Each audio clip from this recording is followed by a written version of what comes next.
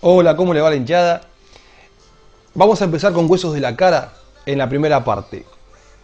Habíamos dicho que la cabeza estaba formada por una caja ovoide de aproximadamente 1200 centímetros cúbicos, que era el cráneo, que recibía en su parte inferior, en la mitad anterior, al macizo facial. De esta manera, cráneo y cara formaban la cabeza ósea. Los huesos de la cara se dividen en pares e impares. Los huesos pares son los huesos propios de la nariz, los maxilares superiores, los malares, los unguis, los conotes inferiores y los palatinos. Y los huesos impares son el vómer y el maxilar inferior o hueso mandibular. El hueso maxilar inferior se puede tomar como dos huesos separados que se sueldan, se articulan en la sínfisis mentoniana. Entonces, no hablaríamos de 14, sino que hablaríamos de 15 huesos. De todos modos, no importa. Lo que importa es que la gran división de los huesos de la cara se hace en dos grupos. Los huesos que forman la mandíbula superior, que son todos, y los huesos que forman la mandíbula inferior, que son solamente uno, y es el maxilar inferior. Acá vemos una cara vista de frente. En el tercio medio, el maxilar superior, los huesos propios de la nariz, el malar y el maxilar inferior. En una vista lateral tenemos el maxilar superior, los huesos propios de la nariz, el unguis, el malar y el maxilar inferior. Vamos a hablar de hueso maxilar superior. Es un hueso que actúa como eje en todo lo que es la mandíbula superior, es cuadrilátero con un cuerpo hueco que presenta el seno maxilar.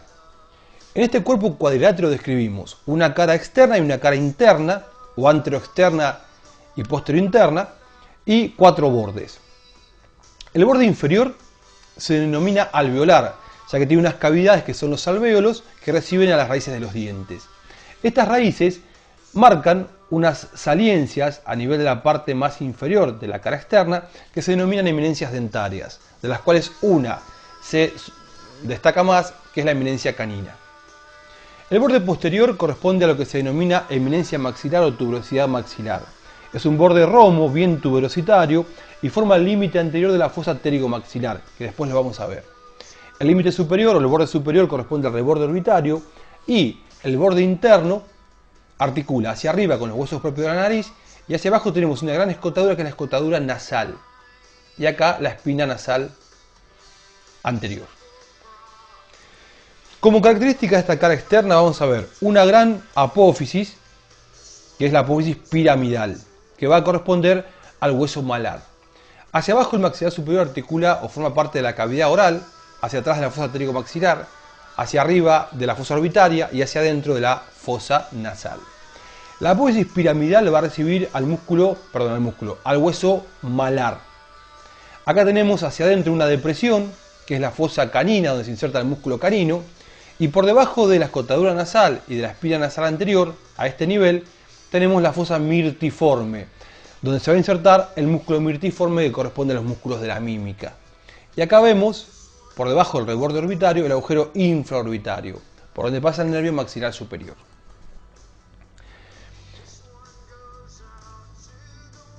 Esto que se ve aquí, esta estructura, que acá la vemos en el hueso de frente, esto se denomina apófisis ascendente o rama montante del maxilar superior. Los otorrinos lo llaman rama montante del maxilar superior.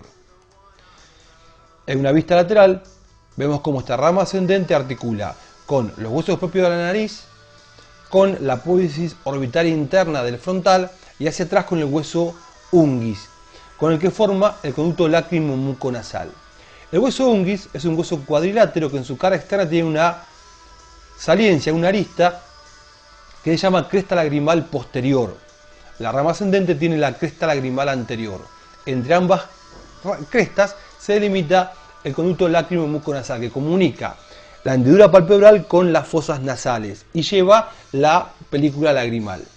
Es por eso que cuando nosotros lloramos empezamos a moquear, porque el exceso de lágrimas va por el conducto lácrimo-muconasal a las fosas nasales, al meato inferior más exactamente. Entonces, el conducto lácrimo-muconasal tiene dos porciones, una porción orbitaria y una porción nasal. A nivel orbitario está formado por una cresta anterior, que es la cresta lagrimal anterior que corresponde a la rama ascendente del maxilar superior y una cresta lagrimal posterior que corresponde a la cresta que presenta en su cara externa el hueso unguis. Tengo que ir rápido porque si no, no me alcanza el tiempo. Si vemos el maxilar superior visto desde adentro, esta es una vista interna, anterior, posterior, bien articulada hacia posterior con el palatino, vemos que tiene a este nivel una gran apófisis que sale horizontalmente, que se llama apófisis palatina, en la unión de los dos tercios superiores con el tercio inferior. De la apófisis palatina hacia arriba hablamos de cavidad nasal o fosas nasales. De la apófisis palatina hacia abajo hablamos de cavidad oral. Las apófisis palatinas se articulan hacia atrás con la porción horizontal del palatino y hacia adentro con la otra apófisis palatina y dejan un conducto que se denomina conducto palatino anterior. Esta es la rama ascendente vista al lado nasal y acá tenemos el seno maxilar que se abre por medio de este orificio que se llama ostium. Acá tenemos dos crestas óseas rugosas que se denominan crestas turbinales, superior e inferior, y pertenecen a la cara interna de la rama ascendente. Entonces, ¿qué tengo en la cara interna de la rama ascendente? Dos crestas turbinales, superior e inferior, que van a insertar o articular la superior con el cornete medio y la inferior con el cornete inferior. Esto que se ve acá es el unguis, que está bien por detrás de la rama ascendente. Y acá tenemos el reborde del ostium del seno maxilar, que tiene una pestaña, que acá se las marqué en colorado, que se denomina concha maxilar. La concha maxilar delimita con la cresta turbinal inferior la parte nasal del conducto lácrimo-muconasal. Entonces, el conducto lácrimo-muconasal tiene dos porciones.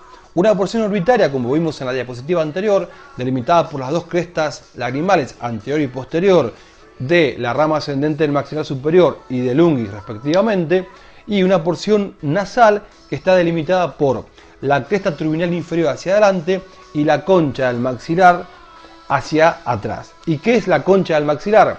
Es el reborde anterior del ostium del seno del maxilar que sobresale como una pestaña. Muchas gracias y voy a tomar un vaso de agua. Hasta luego.